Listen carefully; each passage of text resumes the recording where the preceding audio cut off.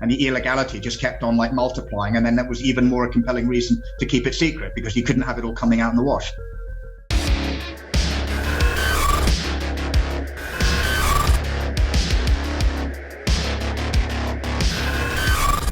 Welcome back. I'm here with Franc Milburn, who is a former Intel professional in the UK.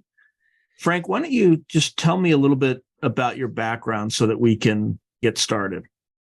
Yeah, certainly, Sean. And thanks. Nice to be with you today. Yeah, I mean, I come from a sort of a long line of soldiers, what you call a military family. My father, both my godfathers, my stepfather, my uncles were all in the military or in intelligence, or both. Grandparents as well on both sides. My great aunt Euphemia was a nursing officer in World War II. So the whole family, sort of male and female, we've sort of served the Great Britain. And my background, yeah, I joined the military from school, initially airborne, and then I was picked up for officer, and I did university for 3 years, then officer training, Royal Military Academy, Sandhurst, and was then recruited for defence intelligence through the army, which I then did for 4 years. And then since then, really, I've worked in sort of mainstream consultancy, but I kind of went into specialized in sort of confidential research and investigative projects for sort of, Financial Times Stock Exchange, like 100 and Fortune 500 companies globally. I worked overseas for oil and gas companies, like managing security and also managing all the sort of the geopolitical risks associated with their operations, both at a strategic and operational level and also on the ground. So that's really my background. And what company was that? I know that sounds very much like a company in the US called the Eurasia Group, where they do a lot of things like that. But yeah, Eurasia Groups, I say that it's more academic. You sort of masters and PhDs. I work for sort of smaller boutique companies doing sort of market entry or market exit for sort of fragile states. Difficult countries to operate in, where there's a lot of gray area risk. The corruption, the terrorism, the cronyism, the nepotism, all those types of things, organized crime. I work really for small boutiques. I work for one large company, sort of a security investigations company, probably most people have heard of. It's called Control Risks. It's a London-based company, but it's global. Okay. So I work for them as a consultant, basically as a North Africa security advisor to one of their oil and gas service companies operating across the Middle East and North Africa. Okay. Those are amazing bona fides, by the way. So with those bona fides, how on earth did you get involved in the UAP topic? Well, really, when I was a kid, I was brought up with it. My parents are sort of very open-minded. I've, got books dating back, of my old man and my mum to the 1960s, Ivor Sanderson and, uninvited visitors and things like that. So old school UAP stuff or UFO stuff. But really, it piqued my interest again when I was in the military. I worked as an intelligence officer. I worked a fair bit with the Royal Air Force. So I'd be advising, say, aircrew on the surface-to-air missile threat, in a specific environment. And then you interact with aircrew. I also debriefed aircrew as well. And it became to me very apparent that there were, craft operating, sort of like NATO airspaces and UK airspaces that weren't Russian. And bear in mind, the UK had a lot of experience, and the US as well, because there's a lot of, there's a big US Air Force activity in the UK. But during the Cold War, the Brits and the Americans, they had a lot of experience intercepting and warding off Russian aircraft that were trying to come into the UK air defense identification zone and NATO airspaces in general. So, when you're being told that there are craft kind of operating with impunity, like over the UK and well inside, the UK air defense identification zone, then, your ears kind of prick up and you're told that they're not ours and they're not American and they're not Russian. So that was back in the 90s. I was told that. How was that described to you? Just ignore it. Was it given with an air of, we know it's not harmful, but we know they're there, but just ignore it? They were definitely considered a problem. If you look at the 2000 report that was issued by Defence Intelligence 55, which was unexplained aerial phenomena in the UK air defence region, which was a defence intelligence report that was released in 2000 to the intelligence community in the UK, and then it was released to the public in 2006. But that said, in bold capital, it said, well, that UAP exists is indisputable. Their ability to maneuver and outperform aircraft and missiles, their flight characteristics. And it also said that it gave the circumstances under which the UK military would consider UAP to be a threat. And one was, flying unimpeded into the UK in times of peace, crisis, or war, being able to, gather, electronic intelligence, causing a potential threat to airliners and air safety in general. So I was told, yeah, they were considered a threat, but there's not much that we seem to be able to do about it. Okay, now, since you're a former military intelligence officer, I have to ask this question. So there was a prior interview that somebody had done with John Ramirez, who's a former CIA analyst. And since you mentioned surface-to-air missiles and understanding Soviet, now Russian surface-to-air missile systems, he claimed that the S-300 air defense system had something they called, or the Russians called, UFO mode. Yeah. A, what does that mean? B, is that something you can confirm? And anything that you might be aware of to validate or shoot that claim down? I know John Ramirez, and I mean, he's legit. And I mean, I'm not a surface-to-air missile specialist. I know about, or back in the day, I knew about the characteristics in terms of range and proximity fuses and things like that in order to be able to advise pilots. But if he's saying that it has a UFO mode, that presumably would be related to the radar, so that the radar could differentiate between the specific flight characteristics of UAP as opposed to conventional jet aircraft. So I would give that credence. I mean, I'd have to ask a specialist on surface-to-air missiles, but I mean, I would give credence to anything that John says. Nothing that I've heard him say, I mean, is jumps out at me as being ridiculous. I mean, he seems to be someone who's very much an expert and immersed in his topic. Okay. Yeah, I was very curious when he brought that up, because it could also just be, how military can be sometimes, just a euphemism for something that travels extremely fast, right? Yeah. And what interested me was it a euphemism, or was it that they had so many returns that they actually designed that into the system? So anyway. Well, Sean, I was going to say, just let me read you this, which is actually taken from the Project Condign report, which was about UAP in the UK defense British region. Yeah, it said it gave the specific parameters whereby the British Ministry of Defence and the Royal Air Force would consider UAP a threat. So it says they would be considered a threat. Controlled unidentified air objects could successfully penetrate the defended airspace of the UK air defence environment with hostile intent in peace, crisis, or war. Second one, damage or potential damage or danger could be caused in the form of physical effects or electronic effects, or if there's a possibility of an air hazard, such as a collision or damaging incident with civil or military air traffic. Next one, objects within the airspace were found to be hostile if challenged and invulnerable to radar tracking and could outmaneuver our airborne or ground-based air defenses, i.e. it can outmaneuver fighters and surface-to-air missiles.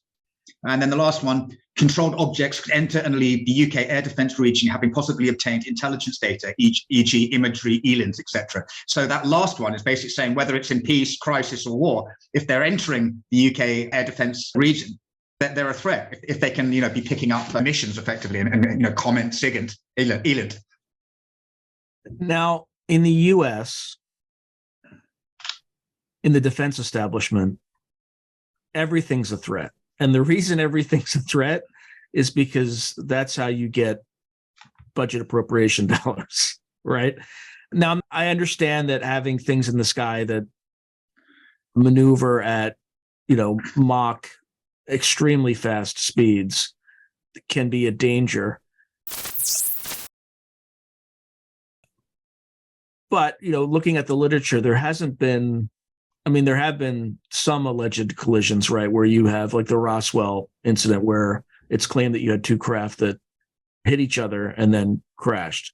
Again, but there's no way to really independently verify whether or not what aspects of that story are true and which aspects of that story are false.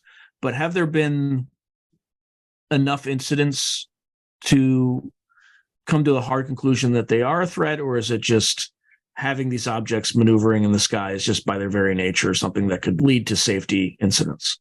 Yeah, well, I think we need to sort of differentiate between an air hazard and a safety risk.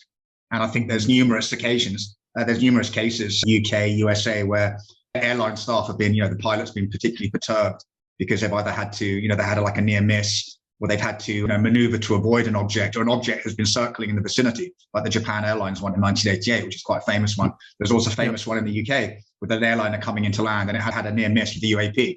Also, the Chicago O'Hare Airport one. I mean, having a sort of object hovering over a busy airport. I mean, that should give cause for alarm as well. But, that's the airless side. If you're talking about hostile intent, it's very difficult to understand intent. They've certainly got the capability to be hostile if they intended to do so, but without knowing, who they are, what they are, where they are, or when they're from, it's very difficult to pin down the intent.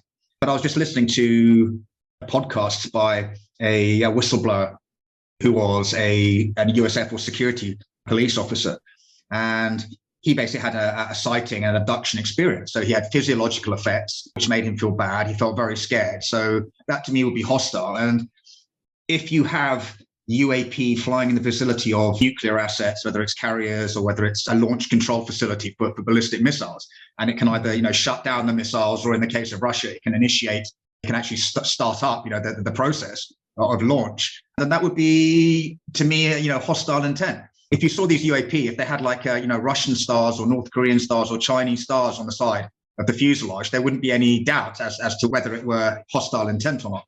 To me, it looks like, intelligence, surveillance, and reconnaissance. And that's something that I thought, a long time before, Grush started saying the same thing. And then he said there's been cases where, humans have been harmed. If you look at 1977 in Colares, Brazil, there was an incident where locals, indigenous fishermen, basically, and fisher people were injured by rays of light coming from UAP, and there were strange entities around them in the village, and they had physical kind of burn effects, they had psychological, neurological effects, all of which were captured by both the Brazilian intelligence service, the National Intelligence Service, by Air Force intelligence as well, and also by medical doctors and psychiatrists. So I think there are instances where UAP or the intelligences behind them have demonstrated hostile intent. Now, I'm not saying that that's across the board, but I personally believe, and I can't validate this, I personally believe that there's more than one intelligence, sort of operating in and around us. So some may be benign, some may be malign. But Grush kind of reinforced what I thought, that you have to take it on a case-by-case basis, very much so. Yeah, I tend to agree with you. Now, you did use an interesting choice of words a few minutes back. You said, depending on where and when they come from. Was that intentional, or was that when you said No, it is intentional, because I'm really trying to point out that, really dependent upon who you speak with in terms of serious scientists and people who've worked, the UAP task force or SAP or ATIP. I mean, people have very, very different opinions about where these come from. Some will say it's ET, some will say it's kind of interdimensional. Some people, if you talk to like Dr. Michael Masters and Dr. Jack Sarfati, they're convinced that a lot of the sightings we see are craft made by us from the future. And even within that, some people will posit, Dr. Mike Masters, he'll posit that that these are future humans coming back from a sort of a point of view of anthropological interest in us. Whereas other scientists I've spoken to have said that no, there's this malign intent, and that future humans are coming back for malign purposes. It really depends who you speak to. So that's why it's so difficult to establish what the intent is. Because the capability is there, but it's very hard to establish the intent.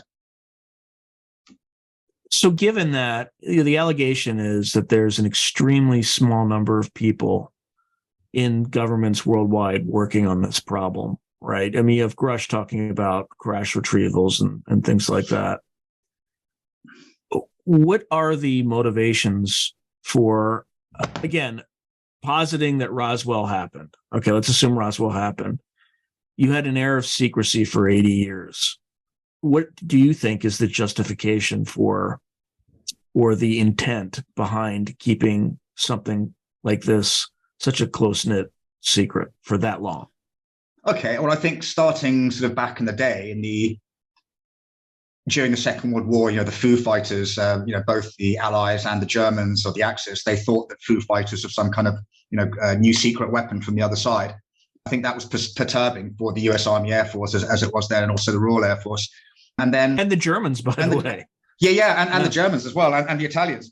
But I think once you had Roswell, and assuming that the Americans do have craft intact or pieces of, they were worried, I think, with all the UAP sightings. If you look at the documentation from the late 1940s and the 1950s, they were very worried, the Americans, about reports of UAP swamping the American reporting systems. They wouldn't be able to react properly to a Soviet threat, as it were. And also as well, there's some evidence suggests that UAP groups had kind of like communist sympathist leanings. So that would, of course, in the time of the high paranoia of the Cold War, that would also have very much worried people in deep in the US, and they'd want to keep it a cover-up. But then I think also as well the technological aspects. If you came into possession of such technologies and you're still trying to figure them out, you want to make sure that nobody else knows about it. That's basic operational security. But then I think as the cover-up went on and people were murdered effectively to sustain the cover-up, and also, people were ridiculed. They were moved out of their jobs. Some people committed suicide as a result because they couldn't take the ridicule or, the defamation. I think then the cover-up became so illegal, plus the money going into the illegal programs, that it took on a snowball effect, and the illegality just kept on multiplying. And then that was even more a compelling reason to keep it secret, because you couldn't have it all coming out in the wash. I think that's the most compelling argument I've heard about all this, because people talk about ontological shock. Most factions of humanity, I think, can handle it. There might be some disruptions, but I think the snowball effect is the most. And part of it too is, as you mentioned, the operational security, but you could still unveil just the reality that we're not alone and leave it at a very base admission. You could get away with that without harming any national security, yet no government has officially done that yet.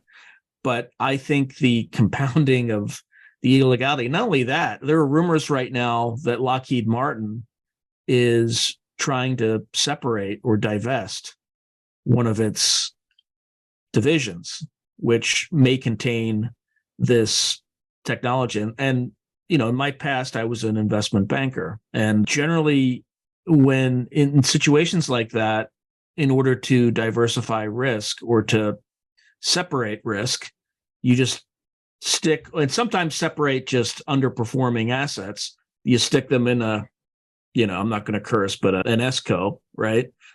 And, you disclose the risk to the maximum legal and ethical requirements that you're required, but generally the buyer knows that they're buying something that's underperforming, but they might be able to turn around, et cetera. So this, I think, is a way for that company in general to separate its risk. Now, the question is who would buy them, and then would they be legally liable for? Because again, if the U.S. government had granted that technology without any legal bidding system, essentially favoring one company over another, there's probably dozens of companies. Yeah, there's probably dozens of companies that have gone bankrupt. They would all have claims on those assets because there was not a fair process. So that might seem small to somebody who's not an expert on those topics, but that's massive, massive legal exposure. And again, I'm assuming Lockheed Martin is one of the companies that has this stuff. I could be completely wrong. It could also be Boeing that might have a similar issue with this.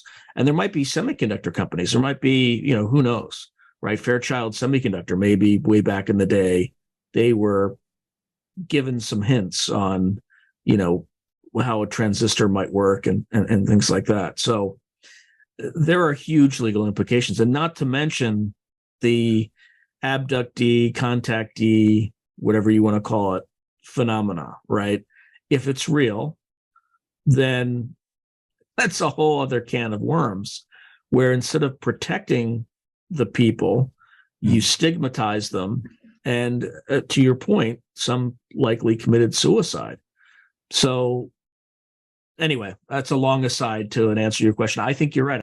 Not only that, right now, at a time when trust, at least in the United States, is at its lowest level in government institutions that I think I've seen in my own lifetime, this thing coming out that basically since 1947 at least, that we might not have really been operating the republic that we thought we'd been operating in, right? There's been a whole system of special access programs and things like that that have been operating outside of legal authority. Is a huge scandal. So it's a state within a state, effectively.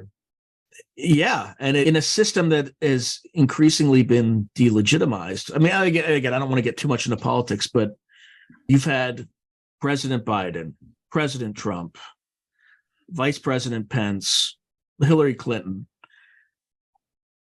If you or I had dealt with classified information with 0.1% the level of the way they mishandled it, we would be in prison. right? All I'm just trying to say is there's a lack of confidence in our government institutions. So I think I look at this as an opportunity for the government to kind of reestablish trust with the populace. And I think if they screw this up, I mean, their legitimacy it will be shot forever. But anyway, we can get into the whole disclosure thing in the next segment. But can I make a quick point on the sort of the corporate side? With the kind of consolidation of aerospace and defense industries, especially in the United States, over the last kind of like 3 decades as well. Mm-hmm. I mean, I'd be very surprised. I mean, have companies been doing their transactional due diligence well when they've been taking on components of other companies?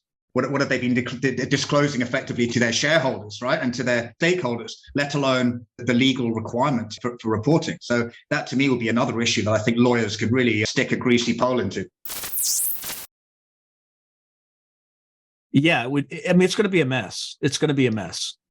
And I think there was sometime in the 1970s, the government issued some de facto bailout of Lockheed Martin. They gave them some huge sum of money in order to keep them afloat. And the question is in that particular transaction, was there some of this technology transfer? Anyway, this is not something people really talk about, but in terms of like just a monetary impact, like the contactees and things like that, I mean, that's a massive problem. But in terms of financial impact, it would dwarf this, right? You're going to have shareholders going all the way back to 1947 trying to recover funds. And I guarantee there are lawyers, even though the people are probably long since dead, who will find a way, to make a massive payout from these sorts of things. Okay. All right. Going back to disclosure. So one of the reasons that we don't have this disclosure, in your opinion, is this compounding, snowballing effect.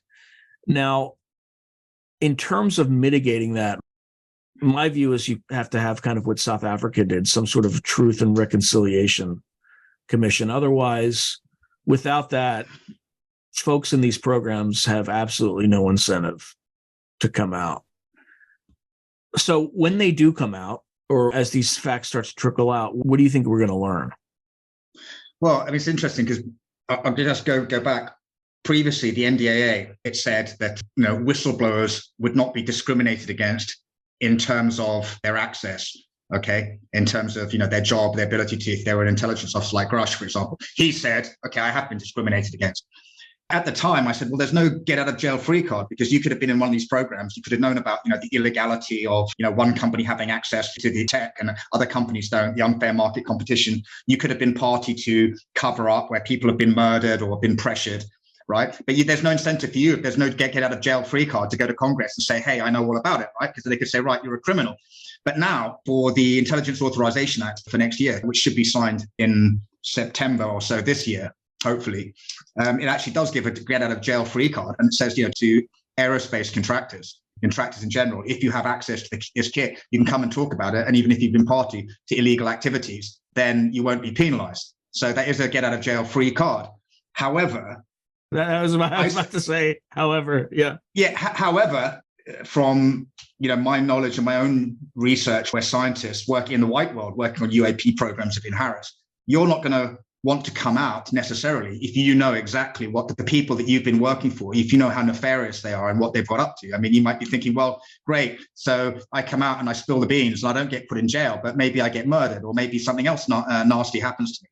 So I think that's the problem, because, do you want to, you want to get out of jail free card, but do you want to go and live your life in witness protection because you're being threatened? Probably not. 100% agree. And that's why I think that program doesn't really work, because if there is a system of these special access programs that are operating outside of legal authority, they're operating by definition outside legal authority. So,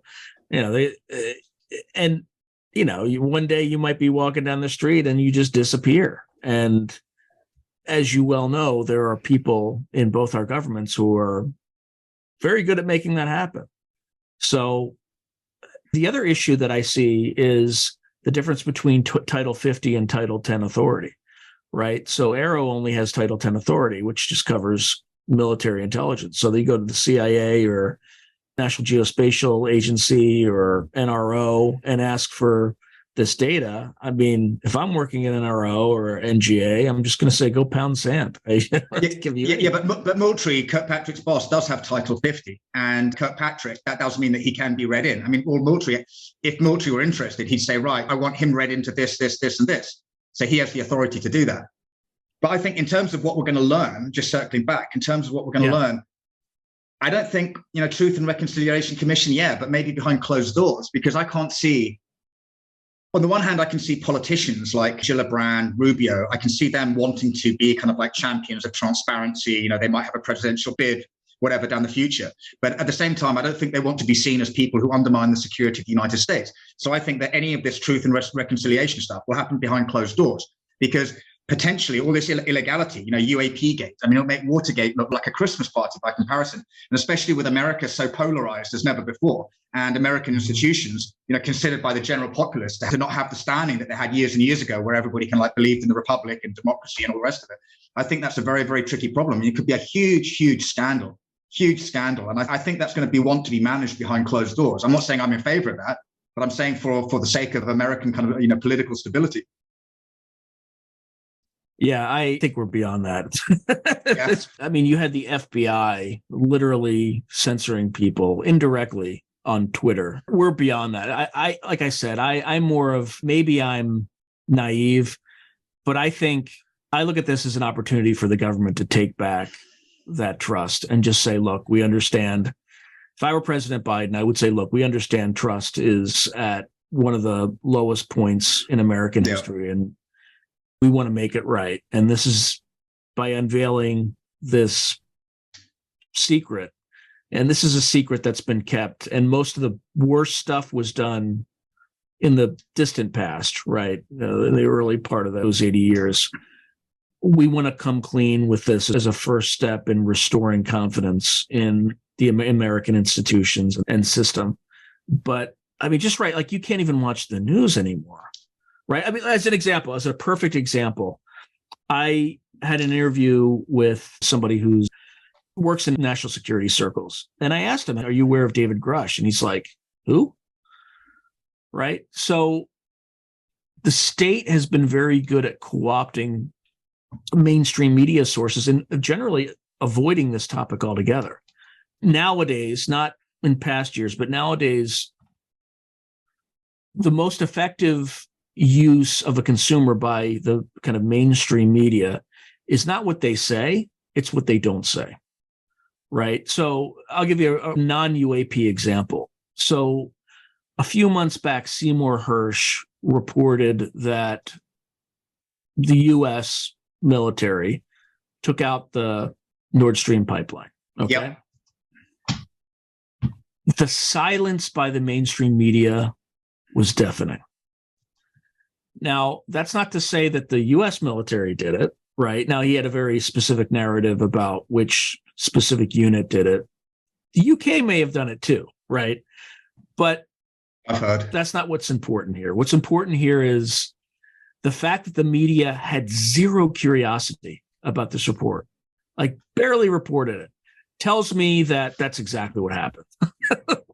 Because military sources said, don't talk about this. If you want access, just ignore it. Let it pass. American attention spans are extremely short. Don't worry about it. But you look at it, if you step back and look at it from Occam's razor perspective, A, why would Russia do it, right? Second, if they did it, why would they reinvest in rebuilding it, right? It makes no sense. But again, whenever the mainstream media is just silent on an extremely volatile topic, chances are it's true. And the Rush disclosure is no different in this case. Sorry, I keep going on these semi-tangents. So I agree with you completely. I mean, my friend and colleague Ross Coulthard, I mean, he is always lamenting the fact, saying, "Oh, this is like the biggest story ever." Yeah, it's the biggest story in history. And nobody's jumping on it. Why aren't people jumping on it? Why, when the balloons were shot down and they said that they'd recover them, then why didn't the media jump on like the Canadian government when they didn't recover them, or they didn't say anything about the recovery? They're just silent. It's a damning silence. Well, not only that, why did the media jump on that story at all? Yeah. Right. So again, this is going to sound more conspiratorial, but if you're running a disinformation campaign and you want the public to confuse balloons with UAPs, you just slip that idea into the collective consciousness, right? So that when they see something anomalous in the sky, they're like, oh, it's probably just one of those Chinese balloons. But there was insane media coverage at the very beginning of this topic. And then you notice in the middle of the coverage, they stopped calling them balloons and started classifying them as UAPs, right? Interesting how that was done. Yeah, but they didn't follow up on any of the recovery or anything. I mean, the one that went off the East Coast, yes, they covered that, and the blokes, on the boats pulling it out of the drink. But the one in Canada, Trudeau said, oh, yes, we're going to retrieve it. And then just nothing after that. Yeah, it's frustrating to say the least. And actually, that's quite, if you contrast that, with, like in the 1950s, 1960s, there were a lot of not mainstream kind of broadsheet newspapers in the States, but like lots of regional papers were covering like UFOs and reporting on UFOs. The big boys seem to like leave it alone. Because the big boys are easier to control, right? Yeah. There's only one throat to choke, where there's many throats to choke in the regional. But also regional entities, at least in the United States, have been consolidated. Right. So now everybody's kind of dancing to the same tune. I think governments have controlled media for far longer than the last 10 years. I think it's been this way since the advent of broadcast journalism. I think the only reason it seems to be fraying at the seams is because of the internet. Right. There's more ideas that are getting out. And a lot of those ideas are bad ideas and wrong. And it's easy to spread disinformation. You just have to look at as many different sources as you can and then just try to use mosaic theory to figure it out. So when something happens, is reported in the news, I will call friends who are experts in those topics. And that will generally be the best source I have. 70% of the time, the media will be roughly on target, but 30% of the time, like complete either bad reporting, incompetent reporting, or an outright lie or deception, not by the media, but by whoever provided the media with the story that they're reporting. Right. Yeah. I mean, hence where you've got, guys like, I don't know, like Liberation Times, The Debrief and others who have filled the gap because, the mainstream media aren't doing their job effectively or being told not to do their job effectively. Classic example being the New York Times doing the story in 2017 and then the interest just tailed off from them after that. I mean, surely it's the greatest story never told and it should keep on being told, but it's not by then. Yeah. And I also think people have two ideas in their mind at the same time.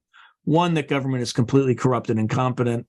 And two, that government is very calculating and methodical and would, deliberately package this thing over a number of years where they slowly drip information. And at the end of the day, neither is true. It's somewhere in the middle. You just have hundreds of different factions. Some want to disclose, some don't. Those who oppose disclosure will, try to silence. So this is not going to be a clean drip, right? It's going to be ugly. And it's going to be hard to separate facts from fiction for a while. I think we were talking about what you expect to come out over the next few days and weeks, not even days and weeks, but in the next 5 years. Do you think we're still with this at this point 5 years from now, or do you think there's going to be a breakthrough? Well, I think there's already been breakthroughs. I mean, I think if you compare, I said this the other day, if you compare, it's effectively kind of like 8 decades, more or less, right? Since sort of the modern UAP era. But if you compare what happened like up to 2017, like the first sort of, 70 years and the kind of decade since then, the best part of the decade that we're through, I mean, a hell of a lot's happened since 2017. I think dependent upon how things go with Grush and how he's treated and how the DODIG and the ICIG deal with his case, I think that there will be, more people coming out. But I think there's a lot of distrust of ARO at the moment. And that guy I was listening to, the nuclear whistleblower, he was saying that a lot of people that he knows, former US Air Force personnel who worked on nukes, they don't have any faith in ARO, but they still might go and talk to Congress. But are you talking about Robert Salas? No, not Robert Salas, another guy. Try and dig out his name. Yeah, I think there's a lot of people who, I mean, Robert Salas said that he was not that well dealt with by Aro. And I think that people distrust Aro. And just the fact that they haven't seemed to have got their act together. They don't have a, sort of like a public-facing website that people can access yet. All those kind of like little things about, having the power to do things, not having the authority to do things. I don't think people trust them. Well, did you see the NASA panel on all this stuff? Yeah, I watched a bit of that. Yeah. I mean, that gave me no hope. I mean, it was just the smug arrogance. I mean, they airbrush photos, for Christ's sake, right? And I've asked people who work on certain programs where they can't talk about anything about this UAP topic. And, they can't, without violating their security oath, they just said, well, just look at the NASA footage. NASA has plenty of footage, right? Yeah. And yet these people just sit there with this smug arrogance that we need data, we need this, we need that. And it's just like, I can convict somebody in this country on the testimony of two hobos and a hooker, right? But I need like multispectral analysis that didn't exist in 1950 to verify these things exist. It's just absurd. Anyway. It's absurd and arrogant. Yeah, as you say. It'll be interesting to see what comes. But in the next 5-10 years, what do you see coming out? Very, very hard to say. But I think genie's definitely out of the bottle. I don't think we're going to see bodies and craft, because that's, national security. And I think anybody who thinks that is being very unrealistic. As I often say, like, you wouldn't expect to be shown around like the next generation air dominance platform and have everything explained to you in intricate detail about how all the different, components and sensors work. So I don't think that's going to happen with UAP. I don't know, to be honest, but I think we've come too far really for it to go back in the tube. That's all I can really say. It's very hard to make these kind of predictions. Do you think they'll at least make an attempt to let people know the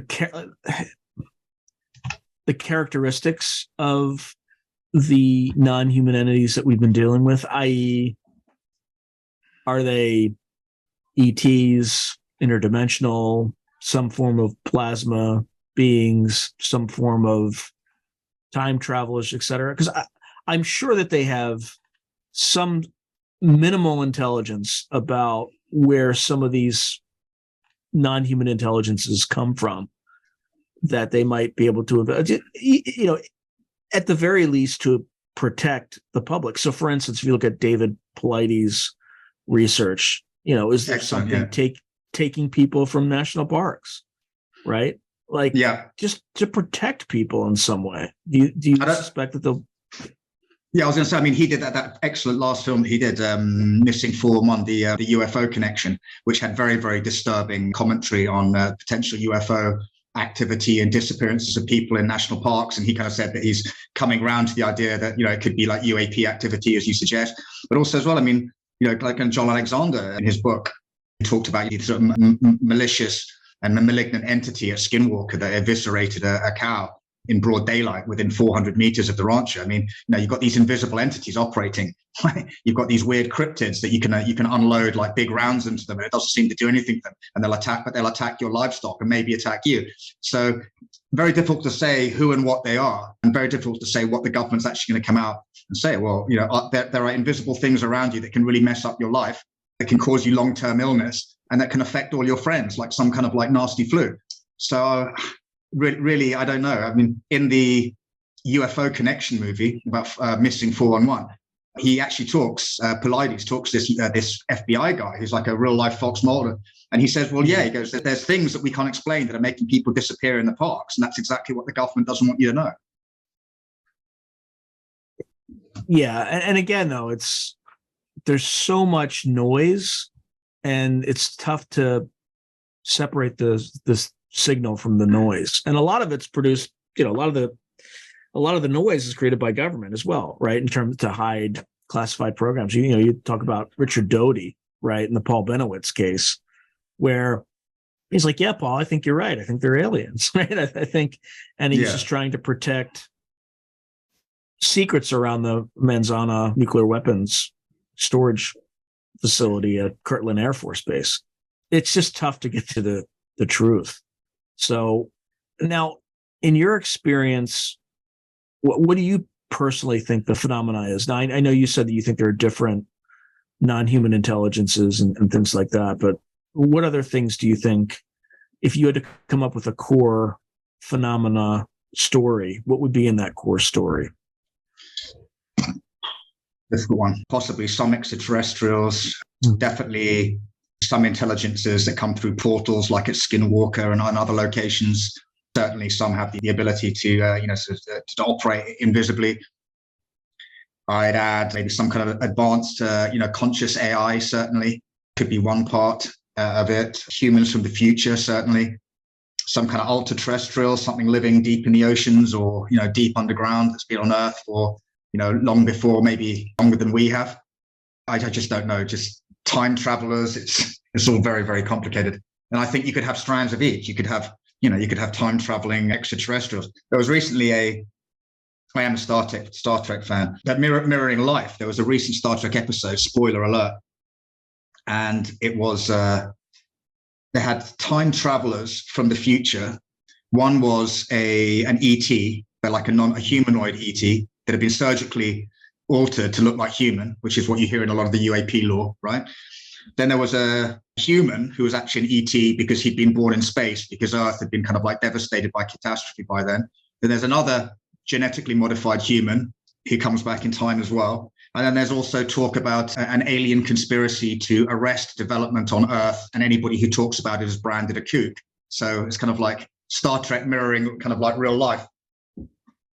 But I think that that's a more frightening theory about, because you hear this, if these species are so much more advanced than us, why are they crashing? Or why are we finding just abandoned craft fully intact? Right. And, there's a theory that maybe they're leaving these things here to retard our development, infect us with something. Maybe there's some infrastructure tied to these things that we don't see, kind of in a fourth dimensional context, that will suddenly sprout at the right time. Effectively Trojan horses, right? Yeah. So there's so many places you can take this that could be really dark, or it could be, they could be beneficent entities that are been here for millions of years who are trying to guide human evolution. Who knows, right? And maybe please don't destroy the planet because we live here too. I don't know. Yeah. Or it could be, multi-dimensional, right? Where it's one place and those atomic explosions ripple throughout these other dimensions. Who knows? Propulsion. Sorry, quick one. I found the interview. It's the guy's called Sergeant Mario Woods. It was the Ellsworth UFO case in the late 70s. And then he also, as well, this is on podcast UFO. And he also talks about, he talked to the All Domain Anomaly Resolution Office and gave a 4-hour testimony about his 1977 incident, which was a sighting and also abduction. And his mate was basically catatonic in the vehicle, his buddy. And they saw beings, entities, apparently. Was he American Air Force? British Air Force? American Air Force, security. And so where did it happen? This was Ellsworth Air Force Base, and they were basically doing their security rounds. And they had this sighting, and his mate went completely catatonic. Then they woke up like 4 hours later, parked up by the bottom of this dam, and no idea how they got there. And what did he describe? You said he described the entities? Yeah, I mean, you'll have to see you have to listen to it. He didn't describe them in detail, but he said there was one that was bigger and that was different. I don't think he got a really good look at them, but he was absolutely petrified. And afterwards, he has kind of like some kind of out of body experiences, which like really freak him out as well, because he's like feels like he's not in control. Plus, as well, he's being hammered because then Dodie turns up as well as a young airman and is part of an AFOSI investigative team. And this guy's thinking, oh my God. And he doesn't actually tell them about the beings. He told Aro about the beings, but he didn't tell AFOSI in 1977. He's like, I'll get booted out of my job. They didn't hypnotize him? Because that's what they did to Terry Lovelace. Right. They hypnotized him.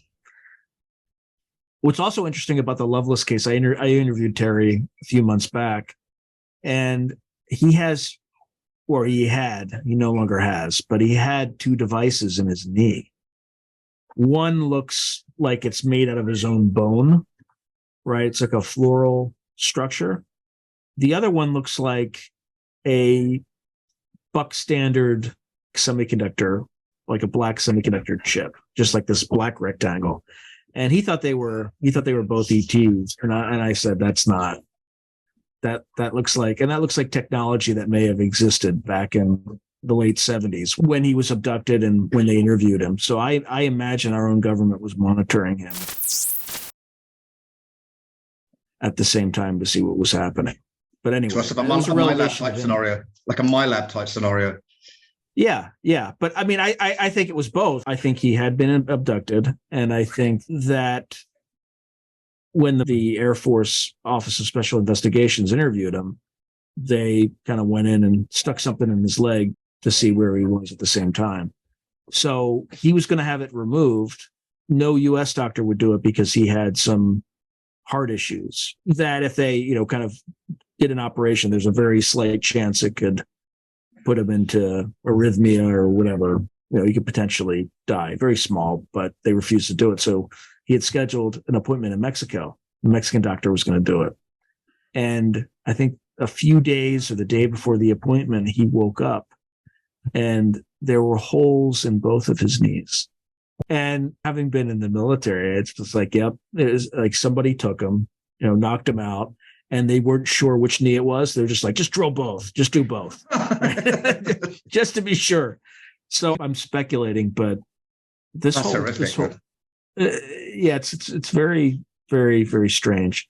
All right. So I think in the last few minutes I have you for this segment, what are your views on the propulsion systems? Like I know you've talked to Jack Sarfati at length on some of this, but like, what's the power plant? How do they operate? Right? Is it anti-gravitic? Is it doing something with electromagnetism? Truth is, I do not know. I keep a mind open to it, but they produce, huge amounts of power. If you look at the SCU, the Scientific Coalition for UAP Studies, which I'm a member of, they did a report on Nimitz, and they said that the Tic Tac, they calculated the power output from it, and they said that it had a trajectory, and it was producing basically like every second, it was producing like the equivalent of a small nuke detonation. That was, to basically propel it to that speed and to reach that acceleration.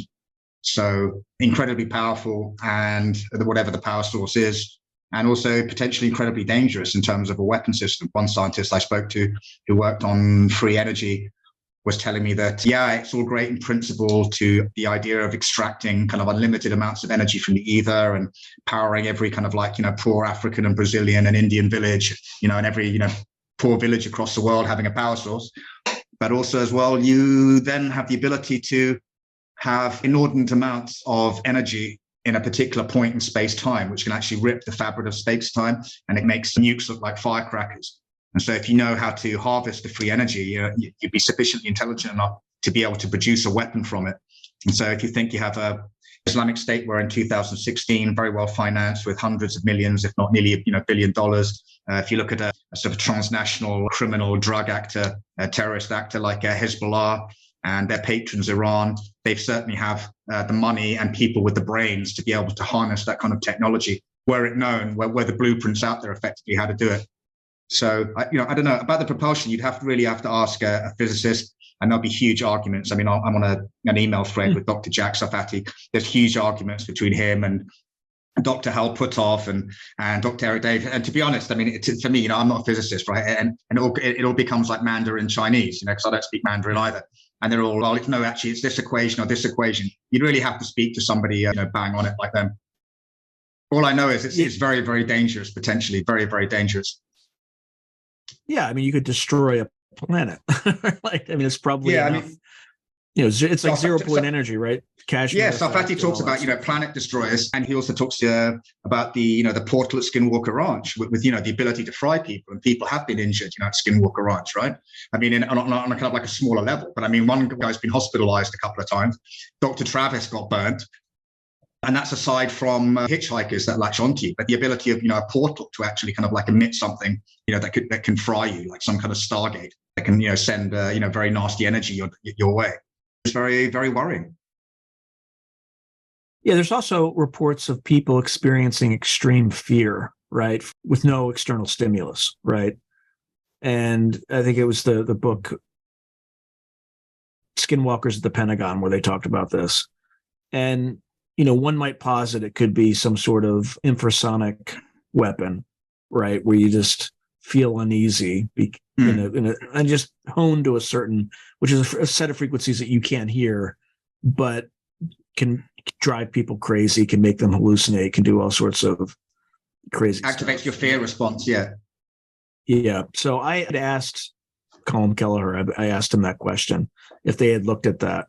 And he said they didn't look at that specifically during his time on the ranch. I mean, they did look at the flora and fauna to see if there was anything like a fungus or anything like that would cause people to hallucinate. And they weren't able to find anything. I also asked him about the gilsonite in the soil, if there was any effect that might cause. And he said, no, not really. So I don't know. There's a lot of outstanding questions on this, but I think we covered a lot. And I definitely want to talk about disclosure in the next episode. So with that, I want to thank you for your time, and I look forward to talking with you about your thoughts on that. Thanks very much, Sean. If you enjoyed this video, please click on like, subscribe, and the notification button so that you're alerted anytime I post something new.